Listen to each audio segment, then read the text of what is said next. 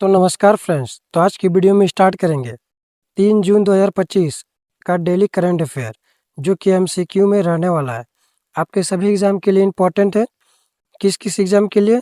SSC, UPSC, railway, banking, defence आदि सभी exam के लिए। तो वीडियो को लास्ट तक देखिएगा और करंट अफेयर एग्ज़ाम के लिए बहुत ही ज़्यादा हेल्पफुल होता है। तो चलिए स्टार्ट करते हैं। तो हाल ही में भारत में मानसून की शुरुआत कब हुई है? तो कब हुई है? तो ये हुई है 24 मई 2025 को। ठीक है, मानसून की शुरुआत कब हुई? 24 मई 2025 को, यानी कि ऑप्शन नंबर ए बिल्कुल करेक्ट है। कुछ इंपॉर्टेंट पॉइंट है, उसको भी देख लेते हैं। 16 वर्ष में पहली बार उ इतनी जल्दी मानसून आया। ठीक है, 16 वर्षों में पहली बार जो है सो इतनी जल्दी मानसून आया है। लेकिन यह फिलहाल थम गया है और 11 जून से दोबारा सक्रिय होने की संभावना है। ठीक है, आगे बढ़ेंगे हम लोग नेक्स्ट क्वेश्चन की ओर। एसबीआई के अनुसार आरबीआई की अगली मौद्रिक नीति में कितनी रेपो रेट कटौती हो सकती है? तो कितनी रेपो रेट कटौती हो सकती है? तो यह हो सकती है 50 बेसिस पॉइंट। कितना? 50 बेसिस पॉइंट, यानी कि ऑप्शन नंबर बी जो है बिल्कुल करेक्ट आंसर है। ठीक है, कुछ इंपॉर्टेंट पॉइंट है, देख लेते हैं। मुद्रास्फीति को नियंत्रित करने और आर्थिक की गतिविधि बढ़ाने के लिए यह कदम हो सकता है। ठीक है, ये कदम हो सकता है। आगे बढ़ेंगे हम लोग नेक्स्ट क्वेश्चन की तरफ। तो हमारा नेक्स्ट क्वेश्चन है, हाल ही में एनडीपीपी में किस पार्टी के 7 विधायक शामिल हुए हैं? तो किस पार्टी के 7 विधायक शामिल हुए किसमें? एनडीपीपी में।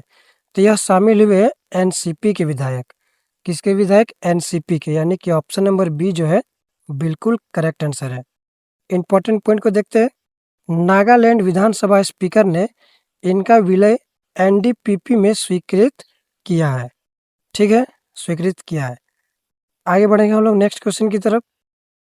नेक्स्ट क्वेश्चन है, भारत और जापान ने किस क्षेत्र में सहयोग बढ़ाने पर सहमति दी है? तो भारत और जो जापान है, वो किस क्षेत्र में सहयोग बढ़ाने की सहमति दी है भारत और जापान की सरकार? तो यह दिया समुद्री सहयोग। किसका सहयोग? समुद्री सहयोग को, यानी कि ऑप्शन नंबर बी जो है बिल्कुल राइट आंसर है। इंपॉर्टेंट पॉइंट को देखेंगे। गुवाहाटी में हुई बैठक में बंदरगाह लॉजिस्टिक्स अवसंरचना पर चर्चा हुई है। ये बैठक कहाँ पे हुई थी? गुवाहाटी में हुई थी। ठीक है, गुवाहाटी में हुई थी। बंदरगाह लॉजिस्टिक और अवसंरचना पर चर्चा हुई है। भारत और जापान के सरकार ने मिलकर चर्चा की है समुद्री सहयोग को बढ़ाने के लिए। ठीक है, अब हम लोग आगे बढ़ेंगे। आगे बढ़ते हैं, वीडियो को एक लाइक कर दीजिएगा दोस्तों। नेक्स्ट क्वेश्चन, 2025 में भारत का अनुमानित गेहूं उत्पादन कितना रहेगा? तो ठीक है, ये अनुमानित वाला क्वेश्चन हो गया जो कि एग्जाम में पूछा जाता है। तो वो है 117.5 मिलियन टन। कितना? 117.5 मिलियन टन, यानी कि ऑप्शन नंबर बी जो है बिल्कुल करेक्ट है। इंपॉर्टेंट पॉइंट, सरकार के अनुसार यह रिकॉर्ड उत्पादन हो सकता है। ठीक है, ये रिकॉर्ड कौन दिया है? सरकार ने दिया है, तो हो सकता है। आगे बढ़ेंगे अब हम लोग। आगे बढ़ते हैं क्वेश्चन नंबर 6 की तरफ। हाल ही में भारत का चावल उत्पादन कितना अनुमानित किया गया है? तो कितना अनुमानित किया गया है? तो यह किया गया है 149 मिलियन टन। ठीक है, कितना? 149 मिलियन टन, यानी कि ऑप्शन नंबर ए जो है बिल्कुल करेक्ट आंसर है। ठीक है, फिर से आगे बढ़ते हैं हम लोग। क्वेश्चन नंबर 7, भारत का कौन सा क्षेत्र सबसे अधिक वर्षा पर निर्भर करता है? तो वर्षा पर जो निर्भर करता है वो क्षेत्र कौन सा है भारत का? तो वह है खेती क्षेत्र। ठीक है, कौन सा क्षेत्र है? खेती क्षेत्र, यानी कि ऑप्शन नंबर डी जो है बिल्कुल करेक्ट आंसर है। भारत की 50% खेती वर्षा पर निर्भर करती है। बहुत ही ज़्यादा इंपॉर्टेंट क्वेश्चन है। भारत की जो 50% खेती है वो किस पर निर्भर करती है? तो वर्षा पर निर्भर करती है। ठीक है, आगे बढ़ेंगे हम लोग नेक्स्ट क्वेश्चन की तरफ। तुर्की के राष्ट्रपति एर्दोगन ने हाल में किस विवादास्पद निर्णय पर चर्चा में है? तो ठीक है, तुर्की के जो राष्ट्रपति है एर्दोगन, क्या नाम है तुर्की के राष्ट्रपति का? एर्दोगन नाम है। किस विवादास्पद निर्णय पर चर्चा में है? तो ये चर्चा में है विपक्षी नेताओं को जेल भेजे। ठीक है, ये तो गजब हो गया। विपक्षी नेताओं को जेल भेजने की एक वहाँ विवाद चल रहा है, वो निर्णय पर चर्चा कर रहे हैं। ठीक है, नेक्स्ट क्वेश्चन की तरफ बढ़ेंगे। तो हमारा जो नेक्स्ट क्वेश्चन है, किस देश में बिना अनुमति के 2.69 लाख होगा लोग हज यात्रा पर पहुंच गए हैं? इंपॉर्टेंट क्वेश्चन है, किस देश में बिना अनुमति के 2.69 लाख लोग हज पर पहुंच गए हैं? तो इसका राइट आंसर हो जाएगा सऊदी अरब। सऊदी अरब में कितना लोग पहुंचे हैं हज यात्रा पर? तो 2.69 बिना अनुमति के। ठीक है, तो ऑप्शन नंबर बी जो है इसमें बिल्कुल करेक्ट आंसर हो जाएगा। आगे बढ़ेंगे हम लोग नेक्स्ट क्वेश्चन की तरफ। किस भारतीय संस्थान ने बुलेट ट्रेन ट्रैक तकनीकी में स्वदेशी निर्माण किया है? तो किस भारतीय संस्थान ने तो यह किया है? NHSRCL। ठीक है, NHSRCL, यानी कि ऑप्शन नंबर डी जो है बिल्कुल करेक्ट आंसर है। इंपॉर्टेंट पॉइंट को देखेंगे। महाराष्ट्र में पहला स्वदेशी ट्रैक सेक्शन तैयार किया गया है। तो यह जो सेक्शन तैयार किया गया है कहाँ पे किया गया है? महाराष्ट्र में किया गया है। ठीक है, आगे बढ़ेंगे हम लोग नेक्स्ट क्वेश्चन की तरफ। Question number 11, world milk day कब मनाया जाता है?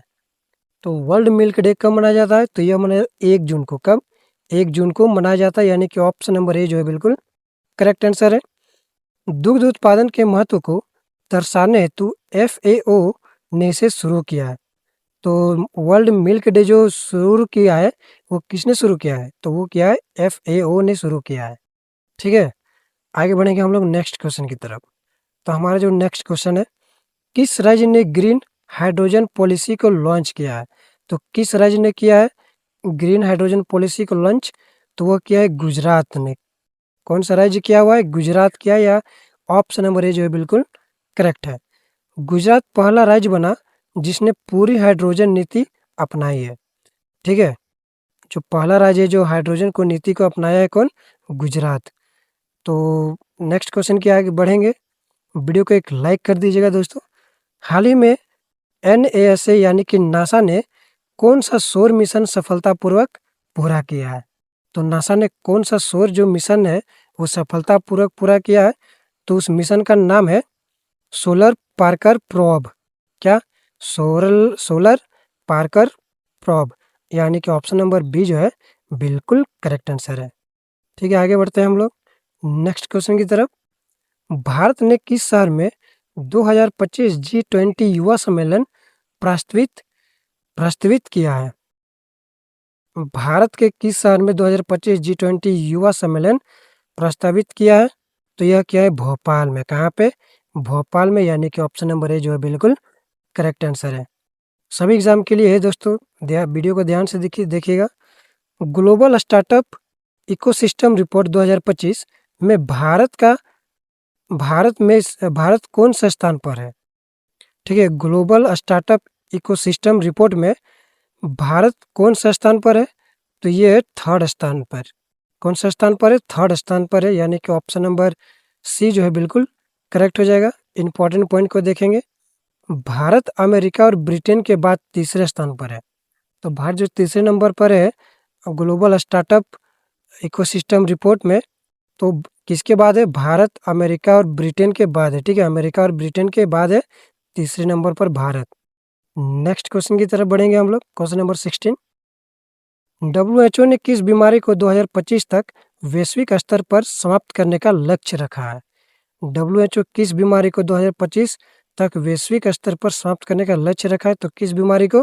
तपेदिक को, यानी कि टीबी को। ठीक है, टीबी को रखा है 2025 तक वैश्विक स्तर पर समाप्त करने को, यानी कि ऑप्शन नंबर सी जो है बिल्कुल करेक्ट आंसर है। नेक्स्ट क्वेश्चन की ओर बढ़ेंगे। किस देश ने हाल ही में चंद्रमा पर दूसरा रोवर उतारा है? तो किस देश ने उतारा है? तो ये उतारा है चीन ने। किसने? चीन ने उतारा है, यानी कि ऑप्शन नंबर बी जो है इसमें बिल्कुल करेक्ट आंसर है। आगे बढ़ेंगे नेक्स्ट क्वेश्चन की तरफ। किस भारतीय महिला खिलाड़ी ने हाल ही में फेंसिंग में गोल्ड जीता है? तो किस भारतीय महिला खिलाड़ी ने जीता है? तो ये भावनी देवी ने जीता है। किसने? भवानी देवी ने, यानी कि ऑप्शन नंबर ए जो है बिल्कुल करेक्ट आंसर है। फिर से आगे बढ़ेंगे हम लोग क्वेश्चन नंबर 19 की तरफ। हाल ही में कौन सी बैंक गोल्ड लोन OTP सुविधा लॉन्च कराने वाली पहली बैंक बनी है? तो यह बनी है ICICI। ठीक है, कौन सा बैंक बनी है? आईसीआईसीआई तो गोल्ड लोन ओटीपी सुविधा बनाया है। आईसीआईसी जो है गोल्ड लोन ओटीपी का सुविधा बना दिया है, यानी कि ऑप्शन नंबर डी जो है इसमें बिल्कुल करेक्ट आंसर है। आगे बढ़ेंगे हम लोग नेक्स्ट क्वेश्चन की तरफ। Question number 20, world environment day कब मनाया जाता है? इंपॉर्टेंट क्वेश्चन है। वर्ल्ड इन्वायरमेंटल डे कब मनाया जाता है? 5 जून को मनाया जाता है। ठीक है, कब मनाया जाता है? 5 जून को, यानी कि ऑप्शन नंबर सी जो है इसमें बिल्कुल करेक्ट है। फिर से आगे बढ़ेंगे हम लोग। क्वेश्चन नंबर 21, हाल ही में किसने एआई इंडिया फ्यूचर मैप 2025 जारी किया है? तो किसने जारी किया है? तो ये जारी किया है नीति आयोग ने। किसने? नीति आयोग ने जारी किया है। क्या जारी किया है? AI India future map 2025। AI India future map 2025, इसका आंसर ए हो जाएगा। आगे बढ़ेंगे हम लोग क्वेश्चन नंबर 22 की तरफ। कौन सा शहर क्लीनेस्ट सिटी 2025 की सूची में टॉप पर है? तो कौन सा वो सिटी है जो क्लीनेस्ट सिटी 2025 की टॉप पर है? तो वो है इंदौर सिटी। कौन सा city? Indore city. Option number A जो है इसमें बिल्कुल करेक्ट आंसर है। आगे बढ़ेंगे क्वेश्चन नंबर 23 की तरफ। किस देश में 2025 ओलंपिक खेल होंगे? किस देश में 2025 में ओलंपिक खेल होंगे? तो किस देश में होंगे? तो ये पेरिस में होंगे। कहाँ पे? पेरिस में। ऑप्शन नंबर ए जो है इसमें बिल्कुल करेक्ट आंसर है। ठीक है, आगे बढ़ेंगे हम लोग क्वेश्चन नंबर 24 की तरफ। वन हेल्थ मिशन किस मंत्रालय द्वारा चलाया जा रहा है? तो किस मंत्रालय द्वारा चलाया जा रहा है वर्ल्ड हेल्थ मिशन? तो यह चलाया जा रहा है स्वास्थ्य मंत्रालय के द्वारा। ठीक है, इंपॉर्टेंट क्वेश्चन है। स्वास्थ्य मंत्रालय के द्वारा वर्ल्ड हेल्थ मिशन को चलाया जा रहा है। ऑप्शन नंबर ए जो है इसमें बिल्कुल करेक्ट हो जाएगा। आगे बढ़ेंगे क्वेश्चन नंबर 25, डिजिटल इंडिया अभियान की शुरुआत कब हुई थी? तो डिजिटल इंडिया अभियान की जो शुरुआत हुई थी वो हुई थी 2015 में। कब हुई थी? 2015 में हुई थी। ऑप्शन नंबर बी जो है बिल्कुल करेक्ट आंसर है। चैनल को सब्सक्राइब कर लीजिएगा दोस्तों, और अपने एग्ज़ाम को बेहतर बनाइए। मिलते हैं नेक्स्ट वीडियो में, तब तक के लिए धन्यवाद।